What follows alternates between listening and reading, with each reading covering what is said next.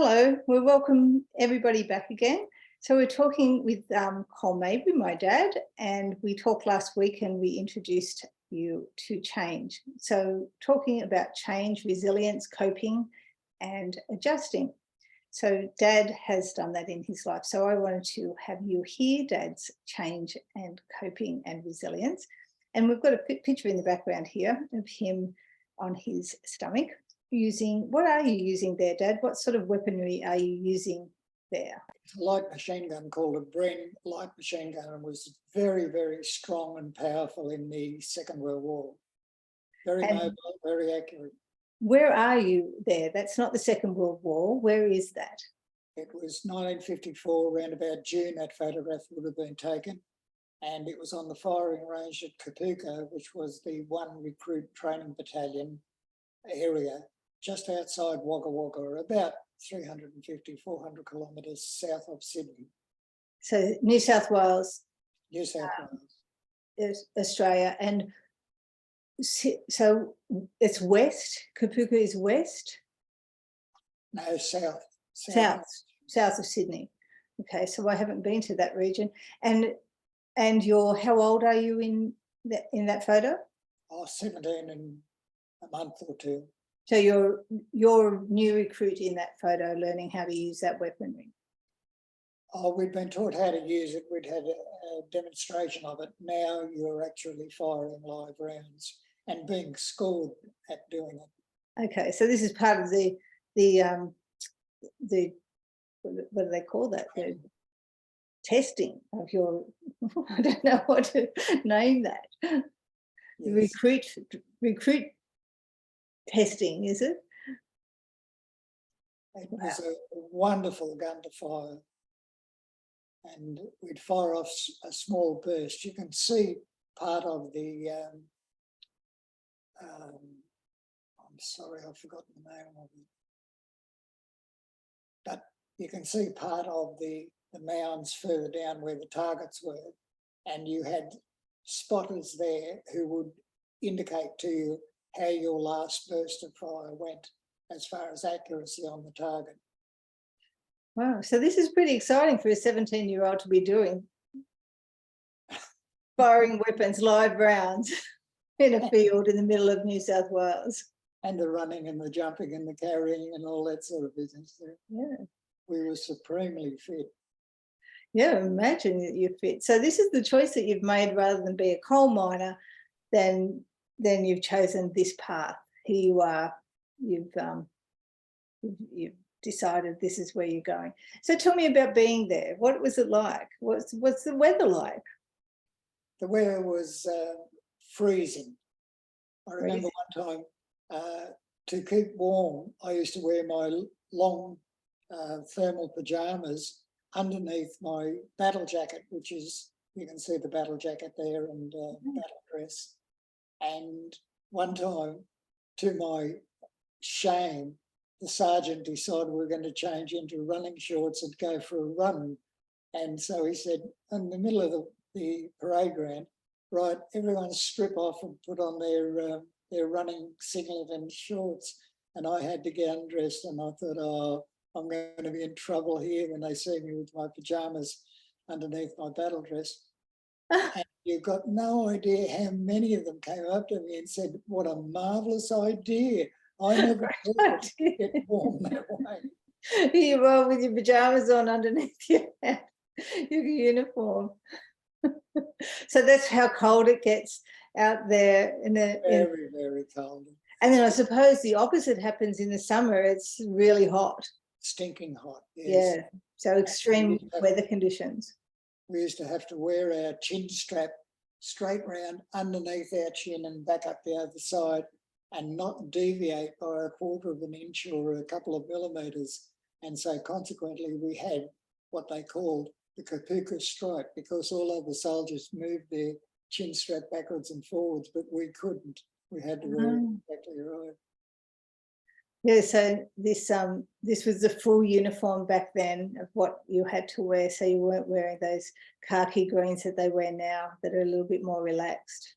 Yes. So pretty rough times, and yet you're only a kid. And so then you're you're learning, you're in a learning environment as well, I take it, because this is where you learned your signalling and your radio technology as well.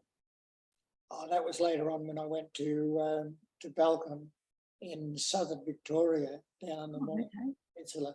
But up here at Wagga, all we learned was to be infantrymen. Okay, so this is the entry level where you're learning weaponry.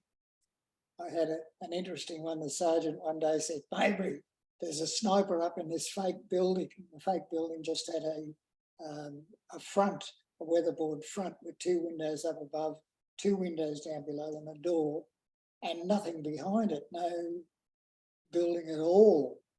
And he said, "There's a sniper in the right-hand window. What are you going to do?" And I said, "Smith, Jones," straight away falling into the routine. "Smith, Jones, 100 metres out, left and right, fire, full fire, prone fire, and bring the fire to bear on the right-hand window. I'll fix him up. I'll get a fake grenade." It was a fake, but it was, to all intention purposes, real. It had a firing pin and a fuse that smoked, but it didn't have any explosives or a detonator in it. So I grabbed it, pulled the pin out, ran forward, holding the pin down, and flattened myself against the building, stepped back one go, threw it up at the window, and it missed. It just bounced off the windowsill and came straight back down and landed at my feet. And the sergeant said, "What are you going to do now, Maybury?" And I said, "Nothing, Sergeant, I'm dead." At that moment, the smoke fizzled out. That was the going off. And there was nothing I could do. I couldn't run. I died there and that. But it was interesting. It taught me that how dangerous it was. This is serious stuff. Situation. Yeah. Just one small mistake like that. And yet I was so sure I could fit it through the window and kill the sniper. So this is serious training. And so you didn't go to war. It wasn't a wartime that you were in when you were in the army. So you were in peacetime. However, it's still very obviously serious training. Oh, yes. Later on, I went into the field force, they call it, and I was attached to the artillery, repairing their radios, and we went through the jungle training up at the Gungahlin Range and in northern Queensland, far north Queensland, and went through all the sort of jungle swamps and the whole lot, and then over the Gungahlin Range and down into the deserts beyond. We were fighting the 3rd Chinese Army, and they were retreating. I don't think the 3rd Chinese Army would be retreating now. It's a very different time. We've got a different time on the planet. But here you are in the mid-50s then, in a serious role, no doubt, and learning how to become who you became in your life. Yes. Yeah. So tell me, Dad, in those days here you are being a young man, and you tell me a few things as well that I'd like you to share, that you were also a bit of a boy around town, I hear. In what way?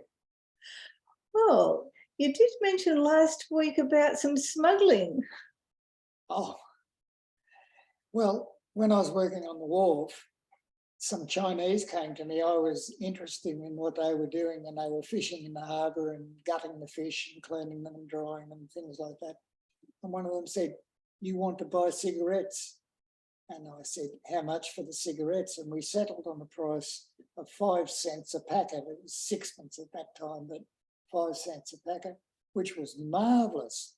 So I was buying at 5 cents and selling them again at 20 cents. So, you know, quite a good markup. And my friends were after them like they were going out of style. Lucky Strike and Chesterfield, things like that, American cigarettes. And then one of them offered me a watch, and I bought a watch. This is on a later boat. Right. And everything, you know, it was great. I'd just make a little bit extra money each week and that sort of thing. But then I fell foul of it one time when I went on this Canadian boat that was filled with wood. You've got no idea. It was right up to the ceiling and over above. outside the ship filled with wood. And I saw a young bloke and I said to him, "You on this ship?" And he said, "Yeah," he was a cabin boy. He was 16. And I said, "You like it?" He said, "No." He said, "I'm getting off. As soon as I get back to Canada, I'm never going to see again." We nearly turned over in the Pacific in a storm. And I said, "Oh, that'd be rough." And I said, "Have you got any cigarettes?" And he said, "Tons of them." I said, "Do you want to sell any?" And he said, "Yeah, come down to my cabin." We went down to his cabin. He opened a big trunk and it was full of cigarettes. I don't know why he'd opened the cartons and it was just loose cigarettes. And I said, "Oh, I'll buy so many," and as much as I could, and fitted them into paper. And I checked on the way in, the customs weren't on the wharf at all. And so I was clear to smuggle. And I wrapped them in paper and tied them with string and paid him money. And I had them under my arm and was starting to walk out when I saw the customs officer coming along and setting himself up at the bottom of the gangplank. And I thought, well, this is bad. What do I do now? Just then, the limousine that was owned by the stevedoring board that I worked for turned up with the local representative in it. And he got out and he came on the ship and just walked past the customs bloke. And I thought, that's it. And I walked up to him and I said, "Sir, would you take this package back to the office for me?" And he took it under his arm. What? I'm on the bike, see, and he took the packet. And I walked off the ship and walked down and was immediately hit by remorse. I thought, what have I done? I'm in all sorts of trouble. Anyway, when I got back to the office thinking he'd say, "Come in here and you're going to dress down, you got the sack, the whole lot." He called me and he said, "Col, I put it on your desk. It's round on the packet is round on the desk. It all works satisfactorily." The customs. So what did you do with the cigarettes, Dad? Oh, I then sold them on the train. Well, I travelled on the train home to Western. Right. From Newcastle. I'd catch the train at Civic. So people would buy the cigarettes like one. They would just buy them. "Oh yeah, I'll take 6 packets," that sort of thing. So this is It was a wonderful side gig. Sorry? It was a side gig. Yeah, a wonderful little earner. But I knew at the end of it, at Christmas time, at the Christmas party, they sang a song about the ships coming into harbour with flags flying saying, "Cigarettes for sale and watches for sale. Tell Col quick," So I knew it was going to be all over the wharf and I'd be caught very soon. So I just want to clarify, how old were you when you were in this smuggling ring? 15 when I started. So this was before the army. 15, 16. All right. Well, I just wanted to know what that was all about. And a few people asked me. Job watching all the different shipping coming in and out of Newcastle Harbour. Well, I love that you shared that story. I loved it. So thank you very much. That's wonderful. Quite a few people asked about the smuggling story, so I'm very pleased that you decided to share that. So wonderful, Dad. So awesome about the army and also about the smuggling. So we'll catch up again and I'll keep looking forward to you sharing your stories and your adventures. Okay, thank you, Kathleen. Thank you. Pleasure. See you next time. Bye.